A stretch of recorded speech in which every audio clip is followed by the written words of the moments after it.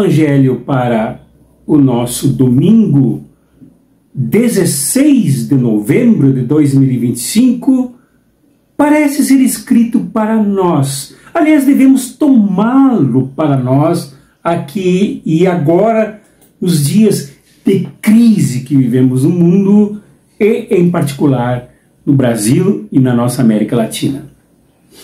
Porque esse evangelho, logo na sua primeira leitura, nos coloca diante da fé. A fé que é uma profunda experiência que nos alicerça, nos firma, nos fundamenta com tudo do que precisamos para enfrentarmos as crises no processo de mudança movido pelo reino de Deus que age aqui. Os discípulos de Jesus se embasbacam, se encantam, alisando a arte do templo chamado de Salomão em Jerusalém, nos tempos de Jesus.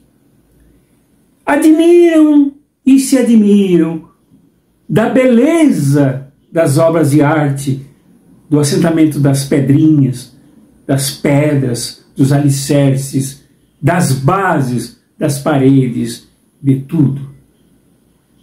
Quando Jesus, movido pela fé que o leva a ser o Messias que foi e que é, desenganou os discípulos.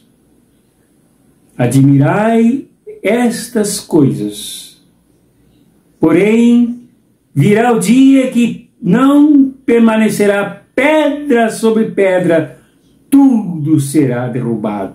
Meu Deus, que impacto sobre os discípulos, que perguntaram quando essas coisas aconteceriam, quais seriam os sinais. Para eles, uma pergunta que significa o fim do mundo, o entendimento de que ao cair o templo acabaria o mundo, ao se destruir Jerusalém se extinguiria o planeta Terra e o Messias voltaria.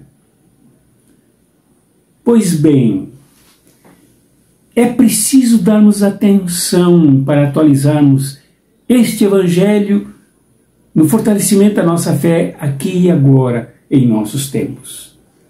A primeira coisa que Jesus ensinou aqui, que Lucas se apressou em anotar e levar para a sua comunidade lá pelos anos 80. Que os discípulos deveriam se acautelar e não se deixarem enganar. Evidente que, a partir da observação admirada deles sobre o templo, aí já tem uma primeira lição de que era preciso entender esse templo como ele se originou. Ele foi uma construção dada pela família Herodes, sanguinária, não judaica, mas vinda com apoio e a sustentação militar e imperial de Roma. Já tem uma origem estranha, já tem uma origem pecaminosa, pois partiu de alguém que não tem vínculo, raízes, compromissos com o projeto desenvolvido pelo judaísmo daquele tempo. Segunda coisa, que além de ser construído pelos criminosos, ele foi um templo construído por pessoas escravizadas, barbaramente maltratadas, como contam as escrituras do Velho Testamento. 6 séculos antes de Cristo, quando retornaram os judeus do exílio na Babilônia, tiveram que reconstruir esse templo e foram escravizados. Primeiro exilados, agora escravizados. E muitos vizinhos que vinham a Jerusalém buscar trabalho e sobrevivência foram submetidos à pesada escravidão sob chicote. os artesãos que construíram isso, que agora é objeto de admiração dos inocentes discípulos de Jesus, foram também escravizados, maltratados, muitos morreram de fome, doentes e acidentados. Um templo. Segundo, que é preciso observar aqui, terceiro, aliás, que é preciso observar aqui, é que este templo era um local de crimes. Pois foi aqui dentro, conforme vimos na reflexão do Evangelho do domingo passado, que os saduceus atropelaram Jesus, abusaram de Jesus, com a intenção de colocá-lo em contradição e matá-lo ali mesmo, no interior do templo. Local de aspiração criminosa, local de preparação para atentado, para tentar ridicularizar Jesus. Dentro desse templo, Jesus observou que os ricaços davam do que lhes sobrava para sustentar o cofre do tesouro, enquanto uma viúva desprezada, ignorada por ser mulher, por ser pobre, por ser viúva, maldita por essas três condições, dava tudo que tinha, uma moedinha. O templo era símbolo de injustiça, de corrupção e de discriminação. Então, Jesus olhou e viu que os seus discípulos não enxergavam. Eles se contentaram com a aparência, com a obra de arte, mas não enxergavam tudo o que era aquilo. Então é preciso se acautelar. Acautelar aqui, inclusive, com aqueles que vinham dizendo-se Cristo, e havia muitos no tempo de Jesus, e que enganaram a muitas pessoas, se dizendo Cristo que vinha para resgatar o judaísmo, resgatar os pobres, resgatar os abandonados. Cautelai-vos. Não ide atrás de mentirosos, fake news, enganadores. Então, esse alerta é fundamental a partir da análise que Jesus fez. Olhar ao redor, olhar ao conjunto que era violento. E esse templo seria derrubado, e foi derrubado por um levante judaico contra o Império Romano. Foi incendiado, as pedras todas caíram. Este templo, assim, teve que enfrentar um ambiente que o contornava. O ambiente israelita, traidor do projeto da aliança, projeto dos profetas. Este israelismo aí se desviou do caminho proposto pelo Êxodo e alertado pelos profetas. Isto acabou por levar, como denunciou Jesus, que nações se rebelavam contra nações, como aconteceu com o Império Romano em relação aos judeus e com relação aos vizinhos. Nações atentaram contra nações. Este é o segundo alerta. Os discípulos inocentes e ingênuos não conseguiam fazer análise da conjuntura, análise da realidade, para entender os conflitos, para entender as contradições, para entender as distorções, para entender as mentiras, para entender o nível de crime. Muito bem arquitetado esse nível, mas que não deixou nunca de ser crime, servindo inclusive de base para matar o próprio Jesus. Então, este alerta que Jesus dá agora é com relação aos adversários, o último alerta que Jesus dá aqui para os ingênuos, que poderiam perceber como perseguiram violenta e sanguinariamente os discípulos e discípulas dele.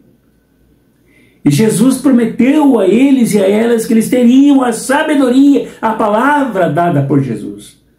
Porque o ambiente era de fundamentação da fé, era de estudo, estudos, era de debate, era de pesquisa, era de escrituração, era de catequese com profundidade e não com sermõezinhos, com mensagenzinhas, com frases ditas e prontas. Vai com Deus, fica com Deus. Essas coisas, água com açúcar, né? Paz do Senhor. Não, era com profundidade. Por isso Jesus prometeu que daria as suas palavras e a sua sabedoria para que enfrentassem a crise, a contradição que viviam naquele momento. E finalmente, esse evangelho, com o que Jesus ensinou, nos prepara para a paciência. O último versículo 19 desse texto, de São Lucas, capítulo 21, 5 a 19, identifica a necessidade da paciência. A fé não é algo que vem aos borbotões e que pede respostas rápidas de Deus, como se fosse magia. Mas ela se constrói com uma paciência, e a frase é maravilhosa. Na vossa paciência possui a vossa alma. A paciência é a base da vida, da alma. Com paciência podemos enfrentar os riscos e perigos com tática, com estratégia, muitas vezes tendo que fugir, como avisou Jesus que aconteceria, e aconteceu com seus discípulos. Coisas fenomenais aconteceram com eles e com elas, as discípulas também. Como Paulo, que teve que descer num cesto, num balaio, como se fosse pastel, para fugir e enganar os criminosos, os crimes, os perseguidores. Bom, para concluir, é preciso que a gente diga o seguinte. Primeiro, a fé é muito diferente do espetáculo religioso. Enquanto o espetáculo religioso leva ao encantamento, à superficialidade, à poesia romantista, que não tem conteúdo, que é entusiasmada apenas, que é apenas animada, mas não tem profundidade. A fé precisa de profundidade, das palavras de sabedoria estudadas, pesquisadas, que construam o nosso ser. A fé precisa de alicerce. O templo foi colocado abaixo, mas aqueles que creem com uma fé robusta, com uma fé firme, alicerçada, não se deixam derrubar, não se deixam enganar, não se deixam inocentar, não se deixam ser ingênuos. Essa é a primeira coisa que eu queria destacar. A segunda coisa é a compreensão da realidade.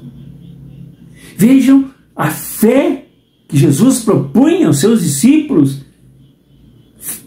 apontava para a necessidade de conhecer a realidade, de saber o que acontece, as causas dos grandes problemas, das grandes catástrofes, das guerras, que representam um mundo velho que tem que terminar. É isso que Jesus dizia e ensinava. Esse mundo acabará.